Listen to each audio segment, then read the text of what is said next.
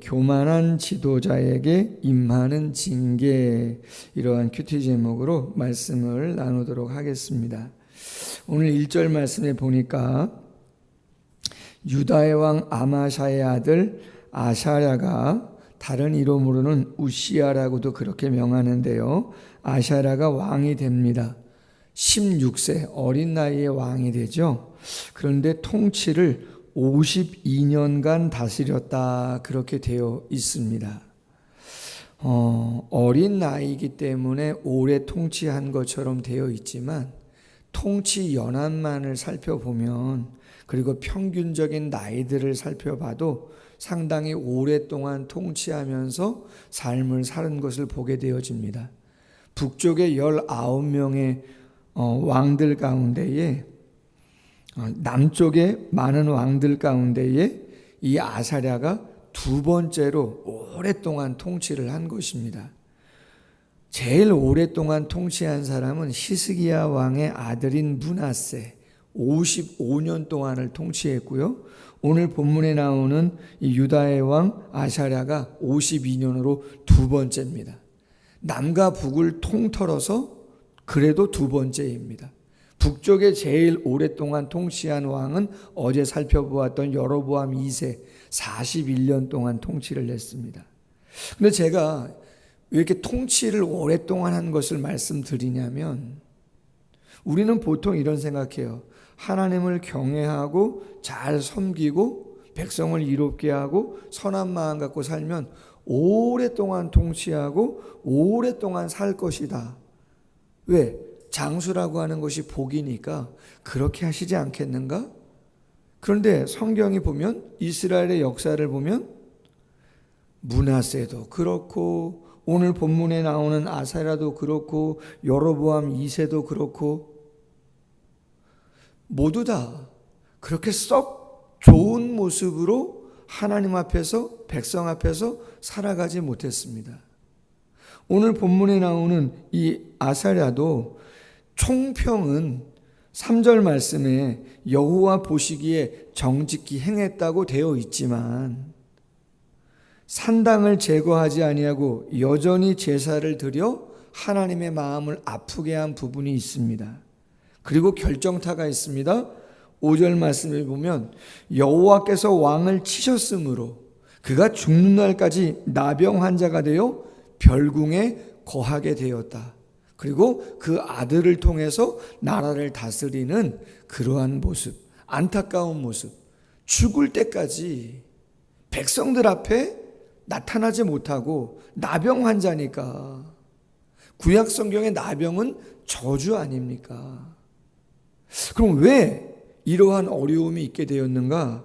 성경에 보면 병행 구절에 이렇게 되어 있습니다. 역대하 26장 5절인데요. 하나님의 묵시를 밝히 하는 스가랴가 사는 날에 하나님을 찾았고 그가 여호와를 찾을 동안에는 하나님이 형통하게 하셨다. 하나님이 도우사 블레셋, 아라비아, 암몬, 조공을 바치게 하고 매우 강성하였다. 이름이 애굽 변방까지 퍼졌다. 자, 그런데 15절 하반절에 보면 그의 이름이 퍼짐은 기이한 도우심을 입어 강성하여 짐이라. 여러분, 기이한 도우심은 무슨 도우심이겠어요? 하나님의 도우심이겠죠. 자, 그런데 그가 강성하여 짐에 마음이 교만하여 여호와의 성전에 들어가 향단에 분향하려 한지라.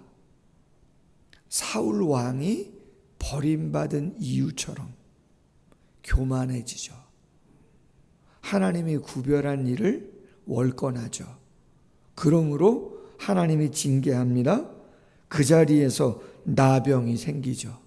대제사장 아사랴와 제사장 80명이 만류를 함에도 불구하고 다 뿌리치고 강행하려고 하려다가 하나님이 그 자리에서 나병을 얻게 한단 말이죠.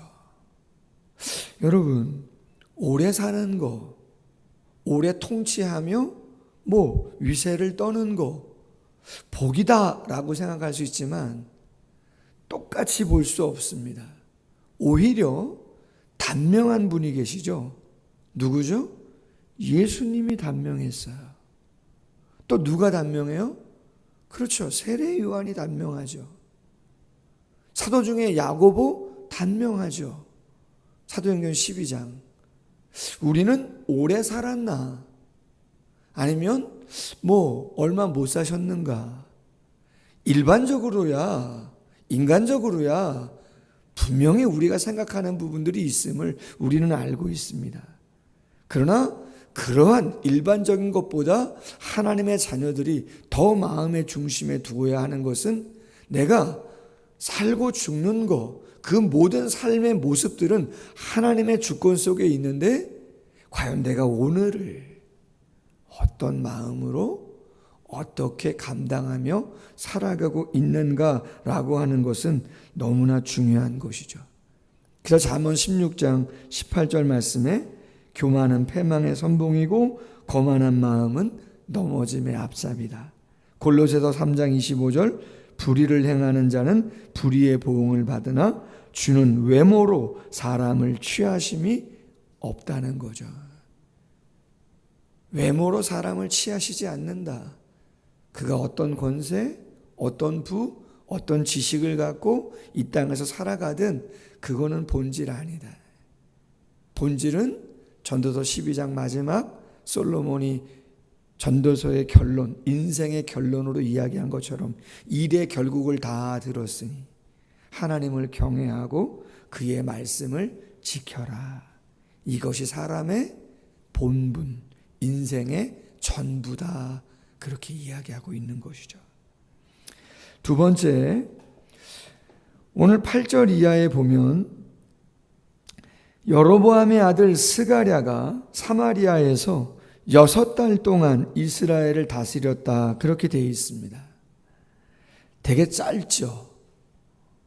아버지는 41년 통치했는데 그의 아들 스가랴는 6달 동안 통치했다. 여호와 보시기에 악을 행했다.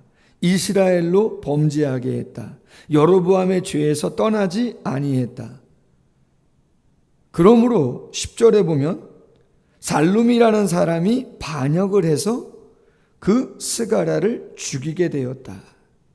그런데 중요한 건 뭡니까? 12절 여호와께서 예후에게 말씀하여 이르시기를 내 자손이 4대 동안 이스라엘 왕위에 있으리라 하신 그 말씀대로 과연 그렇게 된 것이다. 그렇게 이야기를 하고 있습니다. 아합의 왕조가 너무나 악해서 하나님이 그 아합의 왕조를 무너뜨리기 위해서 하나님이 세운 사람이 누구예요? 그렇죠. 군대 장관 예후죠. 그래서 예후, 여호아스, 요아스, 여로보암 2세 4대를 지켜줬어요. 그리고 스가랴 때 왕조가, 예후 왕조가 무너지고 새로운 왕조가 세워지는 그러한 모습이 오게 됐다는 거죠. 저는 오늘 말씀 나누면서 한두 가지 본문 속에서 교훈을 얻고자 하는 게 있는데, 우리가 지금 열왕기 쭉 이스라엘의 역사를 살펴보면 계속해서 북왕조에서 반복되는 게 있습니다. 왕들의 삶을 평가하면서 늘 반복되는 표현, 그 이름이 나와요. 그게 뭐예요? 오늘 9절 말씀이죠. 여로보암의 죄에서 떠나지 않았다는 거예요. 성도는 전통의 이름으로 답습되어지는 죄를 혁파해야 하는 사람이다라는 거예요. 옛날 TV 광고 이런 거 있었죠. 우리 것이 좋은 것이요. 그죠? 풍악을 울리면서 우리 것이 좋은 것이요. 그 농산물 소개하는 거잖아요. 제가 알기로는. 그렇죠? 우리 땅에서 난 음식, 우리에게 좋다. 맞는 말이죠. 무엇을 이야기하려고 하는 거는 충분히 공감하고, 또 과거의 시간 속에서 쌓아온 것 중에 너무나 좋은 것들이 있다면 당연히 계승하고 발전시켜야 되는 것이 후대 사람들의 역할인 거는 당연한 것이죠. 그러나 모든 전통이라고 하는 것이, 모든 관습이라는 것이 다 좋은 것만 있는 것은 아니죠. 여러분, 개신교의 역사가 이 땅에 140년입니다. 천주교는 조금 더 됐습니다. 200년, 140년, 그 전에 5천년의 역사라고 하는, 반만 년의 역사라고 하는 이 땅의 모습이 200년, 140년 전에 어떤 모습입니까? 양반이 있고 상놈이 있습니다. 남녀 7세 부동석입니다. 총신 신대원만 가도 소래교회라고 저 황해도에 있는 우리나라 최초의 교회가 복원되어 있습니다. 양지 총신 신대원에 소래교회가. 저희 교회 리더들도 한번 가서 같이 그 안에서 예배한 적이 있는데요. 예배당이 기역자입니다. 예배당이 기역자예요. 왜 기역자인가? 이쪽에는 남자분들, 이쪽에는 여성분들. 같이 예배? 어렵죠. 남녀 7세, 부동석, 뭐 이런 얘기 있지 않습니까? 구별했단 말이죠. 지금은, 예전에는 여인이나 아이들의 인권, 소중함 그렇게 많이 몰랐습니다. 예수님 당시에도 예수님이 그렇게 바리새인과 서기관들과 충돌했던 이유 중에 빼놓을 수 없는 게 뭡니까? 장로들의 유전이죠. 장로들의 전통. 그것이 하나님의 복음의 말씀보다 더 권위가 있어가지고 안식일의 주인이 예수님임에도 불구하고 안식일을 범했다고 말이죠. 손 많은 사람, 무슨 사람 안식일에 고치시는데 그 생명을 구원해 주시고 그렇게 수십 년 동안 힘들고 어려운 사람에게 자유와 기쁨을 줬는데 그것을 책잡는, 말도 되지 않는 우리의 삶에 쉬운 일들은 아닙니다. 분명 뭔가 잘못된 것을 바로잡는다 어려운 일이에요. 사람은 뭔가 변화를 이루어 가려고 하는 거 쉽지 않아요. 어제 저녁 때 카톡이 하나 울렸어요.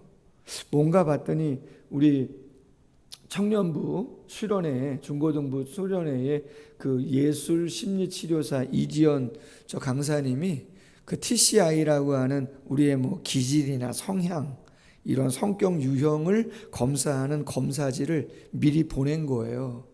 이번에 한 15명 정도 참석하는데 교육자 포함해서 중고등부, 청년부 다 개인적으로 보내가지고 검사를 하게 해서 한 문항이 145문항 정도가 되는데 쫙 체킹을 하는데요. 여러분, 여러 문항 중에 뭐 이런 거 있어요. 당신은 어떠한 좀 안 좋은 어떠한 그러한 제도나 어떠한 상황이 있다면 나서서 그거를 좀 변화시키는 유형의 사람입니까?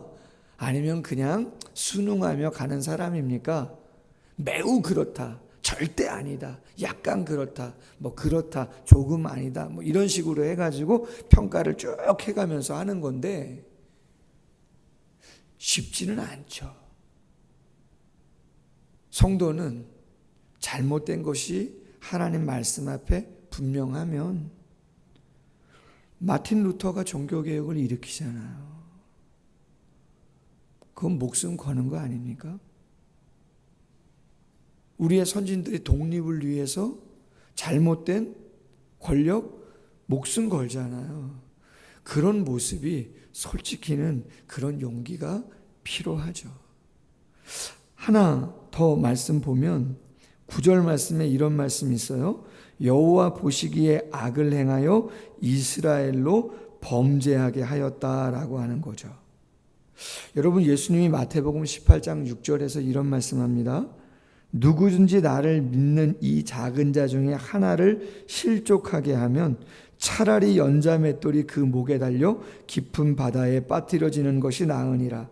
실족하게 하는 일들이 있음으로 말미암아 세상에 화가 있도다. 실족하는 일이 없을 수는 없으나 실족하게 하는 그 사람에게는 화가 있다. 여러분, 우리는 다른 사람을 힘들게 하는, 실족해 하는, 시험 들게 하는 거, 일부러 그러지 않겠죠. 그러나 그것도 분명한 죄가 된다는 거예요. 여러분, 사소한 거지만 교회 안에서도 얼마든지 그러한 일들은 있을 수 있어요. 나는 자유로워요. 나는 편해요. 그런데 다른 분들은 불편해요.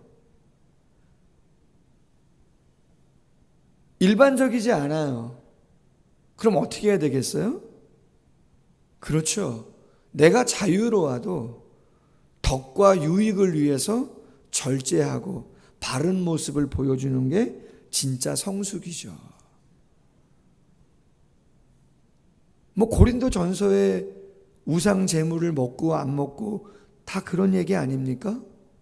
성찬 예식, 고린도전서 11장에 성찬식 관련된 거, 부자와 노예들이 와서 성찬 예식 하기 전에 예찬이라고 해가지고 식사하는데 부자들은 먼저 먹고 좋은 것들 다 마시고 종들은 헐렁벌떡 와가지고 제대로 먹지도 못하고 갈등이 생기는. 바울이 뭐라 그럽니까? 도저히 배고픈 거 참지 못하면 집에서 먹고 오라 그럽니다. 아니면 기다려두든지. 왜요? 가난한 자들이 시험 들거든요. 실족하잖아요. 다른 사람의 마음에 힘들고 어렵게 하는 거, 작은 거 절대 아니다.